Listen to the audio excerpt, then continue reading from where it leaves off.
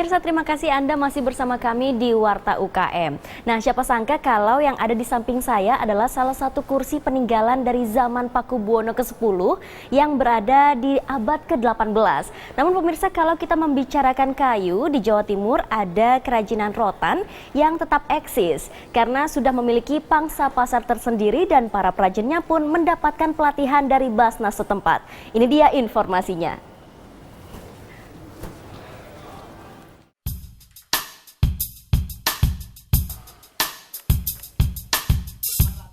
Setiap hari aktivitas di salah satu pusat kerajinan rotan yang ada di Kecamatan Blimbing, Kota Malang, Jawa Timur ini memang tidak pernah sepi dari kegiatan.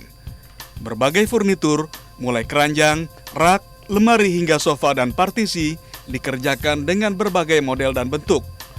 Tentu dibutuhkan ketelitian dan keuletan dalam mengkreasikan semua pesanan, mengingat kerajinan berbahan rotan memerlukan detail atau lekukan yang sempurna.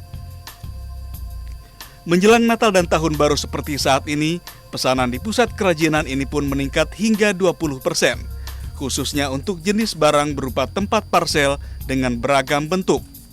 Adalah Eko Ade Suseno, sang pemilik usaha yang telah menekuninya selama 16 tahun terakhir.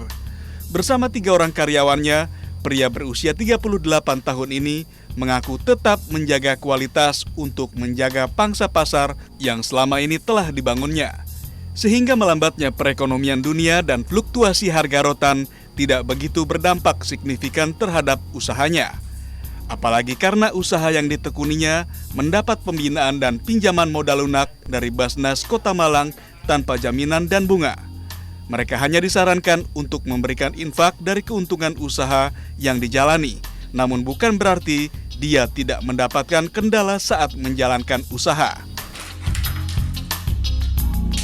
Kalau masalah kendala itu dari bahan bakunya itu naik terus, harga jualnya naiknya itu 500 sampai 700.000 lah gitu. Kita tidak memberikan bunga kepada mereka, murni ini adalah bantuan kepada masyarakat untuk meningkatkan kesejahteraannya melalui usaha.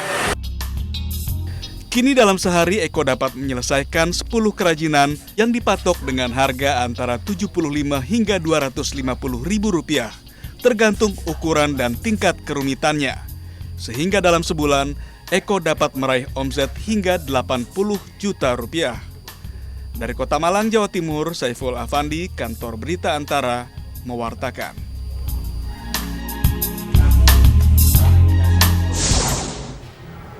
Pemirsa, di tengah perkembangan zaman tak membuat permainan tradisional hilang begitu saja. Nah, Warta UKM kali ini akan mengajak Anda untuk melihat usaha pembuatan mainan tradisional untuk anak. Ini dia informasinya.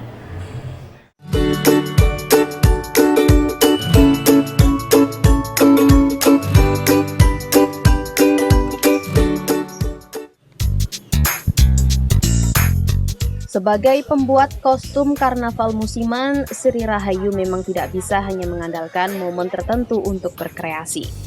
Untuk itu, sejak 2 tahun terakhir, warga Jalan Sri Gunting, Manahan, Solo, Jawa Tengah ini memanfaatkan sisa-sisa kain sebagai bahan utama pembuatan boneka berkostum unik. Mulai dari kain batik dan lurik hingga matras, kardus, dan styrofoam dimanfaatkannya untuk mengkreasikan boneka yang dipercantik dengan manik-manik. Mengingat karyanya merupakan buatan tangan, dia harus teliti dalam setiap detailnya agar pemesan puas. Yang membuat boneka-boneka ini kemudian dijual seharga Rp250 hingga Rp300.000. Itu bahan-bahannya ya kalau kain dari sisa-sisa ya Bu ya. Tapi kalau dari kerdus yang udah kerdus itu bekas snack itu pokoknya bahan yang bekas. Semua boneka dikerjakan Sri Rahayu seorang diri, termasuk memasarkan hasil karyanya dengan hanya mengandalkan pameran dan menyebar kartu nama. Namun para pembeli hasil karyanya tersebar di berbagai kota, mulai sekitar Jawa Tengah seperti Klaten dan Semarang hingga Jakarta. Dari Solo, Jawa Tengah, Denny Apriani, Kantor Berita Antara, mewartakan.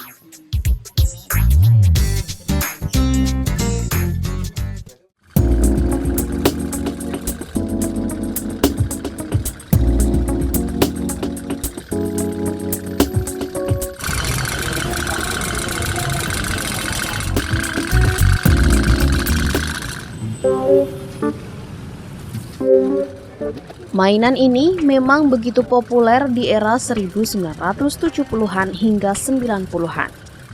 Terbuat dari seng dengan dicat warna-warna cerah dan dimainkan dengan menyalakan sumbunya dengan cara dibakar, sehingga mengeluarkan bunyi berisik, yang membuat kalangan masyarakat Jawa menyebutnya dengan nama perahu otok-otok.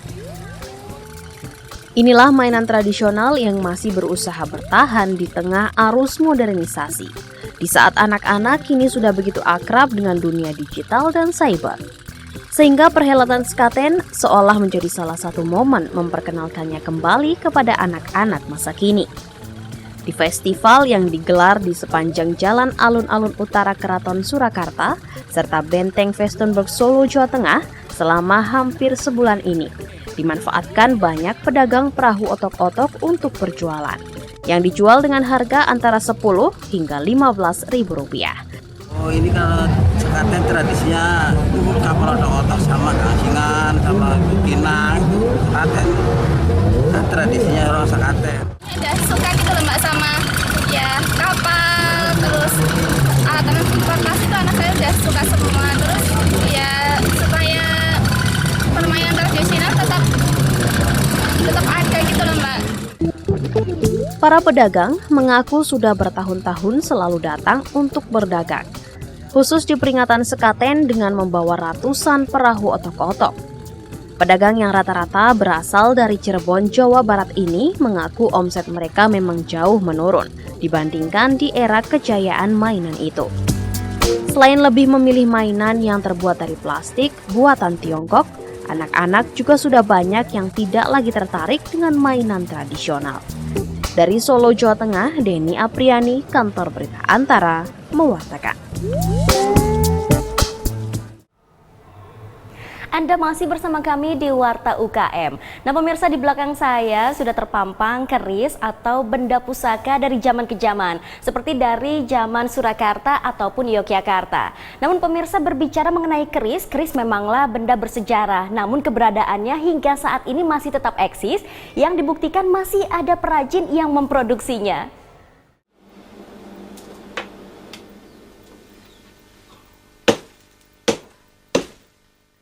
Tradisi kuno masyarakat Jawa meyakini bahwa membuat keris tidak cukup hanya dengan menempa lempeng besi baja dan membentuknya, tapi juga harus melibatkan hati, alias perpaduan antara kerja fisik, seni, dan spiritual.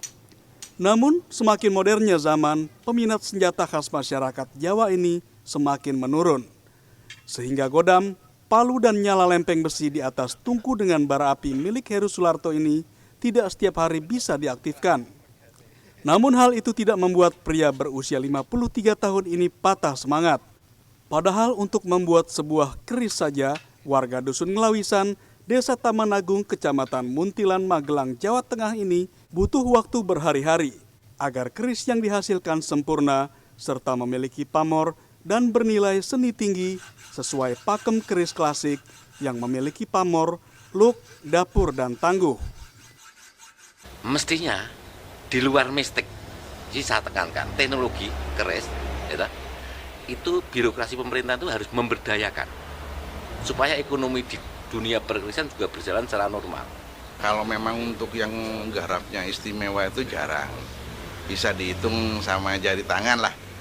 Kalau yang garap-garapan asal-asalan itu ya banyak Pak, karena di Jawa Tengah ada beberapa ya, di Jogja, di Solo gitu. Sejak tahun 1996, sudah tidak terhitung keris yang dihasilkan Heru. Bahkan ada lebih dari 600 bilah keris karyanya yang disimpan kolektor dari berbagai negara seperti Jerman, Perancis, Jepang, dan Amerika Serikat. Bersama tidak lebih dari 10 orang pembuat keris klasik di Jawa Tengah dan Yogyakarta, Heru kini berusaha untuk melestarikan tradisi masyarakat Jawa tersebut. Sembari berharap akan datang generasi baru yang akan menjadi penerusnya. Dari Magelang, Jawa Tengah, Firman Eko Handi, Kantor Berita Antara, mewartakan.